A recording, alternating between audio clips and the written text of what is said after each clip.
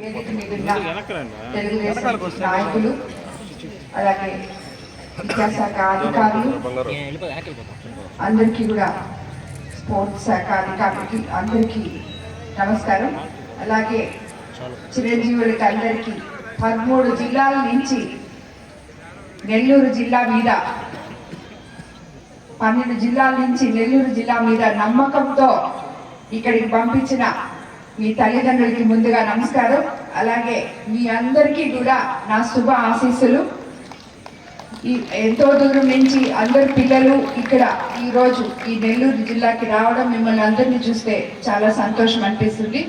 ఈరోజు ఇక్కడ మనం 69వ వాలీబాల్ దినోత్సవాన్ని ప్రారంభించుకుంటున్నాం. ఈ కార్యక్రమానికి ఎంతో అద్భుతంగా ఏర్పాటు చేసిన అధికారులకి, ఈ కమిటీ సభ్యులకి అందరికీ కూడా ధన్యవాదాలు తెలుపుతున్నాను. ఎందుకంటే మన ఇప్పుడే మాట్లాడిన బిచ్చరెడ్డిపాలెం సిఐ శ్రీనివాసరెడ్డి గారు నా దగ్గరికి వచ్చి మా తెలుగుదేశం నాయకులతో కలిసి వచ్చి, మేడం మనకి ఎట్లయినా మీరు అండర్-19 తీసుకురండి అని చెప్పి చాలా రోజులు నా దగ్గర చెప్పాడు. ట్రై చేసాం, బట్ అది కుదరలేదు. సో ఈరోజు అండర్-14 పిల్లల్ని, ఇంత చిన్న పిల్లల్ని ఇంతమందిని ఇక్కడికి తీసుకొచ్చి ఈరోజు ఆల్మోస్ట్ 450 మంది చిన్నారులు ఇక్కడికి వచ్చి ఈ స్పోర్ట్స్లో పాల్గొనడం చాలా సంతోషంగా ఉంది.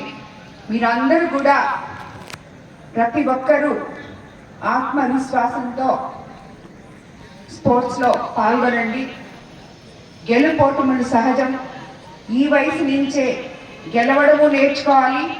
ఓడిపోతే మళ్ళీ మళ్ళీ ఎలా గెలవాలో కూడా స్పోర్టివ్గా తీసుకొని, మేము ఓడిపోయాము అనుకోకుండా గెలిచిన పక్క వాళ్ళని ఎంకరేజ్ చేస్తూ నెక్స్ట్ టైం మనం ఎలా గెలవాలి అని చెప్పి మీరు అందరూ ఆలోచించాలి.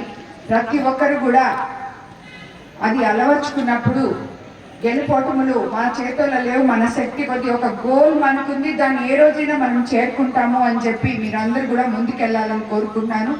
అలాగే అన్నిటికన్నా ముఖ్యంగా ఈ రోజుల్లో ఈ క్రీడలు తల్లిదండ్రులు కానీ స్కూల్లో ఉపాధ్యాయులు కానీ అందరూ ప్రోత్సహించాలి. ఎందుకంటే ఎవరి రూముల్లో వాళ్ళు పరిమితం అయిపోయి సోషల్ మీడియాలో, ఫోన్లలో, టీవీల్లో ఇక్కడ కాలం గడిపేస్తూ బయట ప్రపంచాన్ని మర్చిపోయిన తరంగా మీరు మిగిలిపోకూడదు.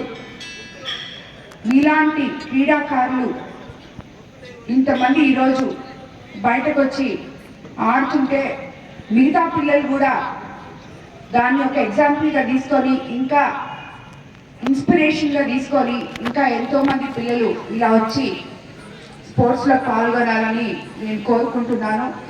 అదేవిధంగా మీకు అందరికీ తెలుసు, ఇందాక సార్ కూడా చెప్పారు, మన ఎన్డీఏ ప్రభుత్వం అధికారంలోకి వచ్చిన తర్వాత ముఖ్యంగా మన ముఖ్యమంత్రి చంద్రబాబు నాయుడు గారు కానీ, మన యువ నాయకులు విద్యాశాఖ మంత్రి లోకేష్ బాబు గారు కానీ పిల్లల మీద ఎంతో శ్రద్ధ పెట్టి స్కూళ్ళు రీకన్స్ట్రక్షన్తో ఒక క్లాస్కి ఒకే టీచర్ అనే కాన్సెప్ట్తో, అలాగే నాణ్యమైన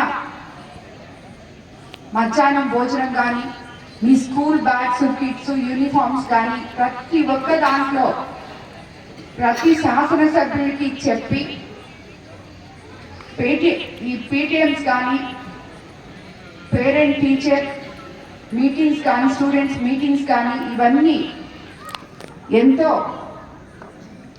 ఉపయోగపడే విధంగా పిల్లలకి క్రమశిక్షణతో పాటు అందరితో నలుగురితో కలవడము, వాళ్ళకి ఏమైనా తప్పులు ఉంటే అవి తెలుసుకునేదానికి టీచర్స్కి అవకాశం ఇచ్చే విధంగా పేరెంట్స్, టీచర్స్, స్టూడెంట్స్ ముగ్గురు కలిస్తేనే ఆ బిడ్డ భవిష్యత్తు బంగారు భవిష్యత్తు అవుతుంది అని చెప్పి తలంచి ఈరోజు ప్రతి ఒక్క నాయకుల్ని కూడా స్కూల్కి నెలలో ఒక 2 సార్లన్నా మీ స్కూల్స్కి ఏదో ఒక స్కూల్కి విజిట్ చేయమని చెప్పి మాకు అందరికీ కూడా చెప్పి ప్రత్యేక శ్రద్ధ చూపడం జరిగింది.